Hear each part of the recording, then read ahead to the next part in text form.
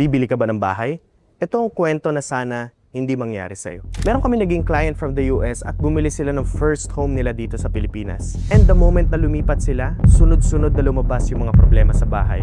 At umabot sa halos kalahati ng value ng bahay ang nagastos nila para sa repairs. At ngayon na bibili ulit sila ng second property nila sa Manila, last minute, bago sila pumirma, they called for a pre-purchase inspection. At alam mo, ang dami naming nakitang defects like hollow tiles, poor plastering, at isang major electrical issue. We found out wala palang proper grounding ang bahay. Hindi lang ito violation ng good electrical practice, maaari din ito mag-cause ng electrical shock na nakakasira ng mga appliances at mag-cause ng napakamahal na electrical bill kapag ikaw na ang nakatira. After the inspection, we gave them an itemized repair cost assessment. At lumabas, naaabuti ng halos 300k ang repair cost. Imagine kung nalaman nila yan after mabili ang bahay. That is why for us at PhilInspect, pre-purchase inspection ay hindi dagdag gastos. Ito ang nagbibigay sa'yo ng malinaw na condition ng bahay at ang mga posibleng gastos after mong mabili ang bahay. Here at PhilInspect, hindi lang namin inahanap ang mga defects. We give you facts, repair assessments, and confidence before you invest in that new home.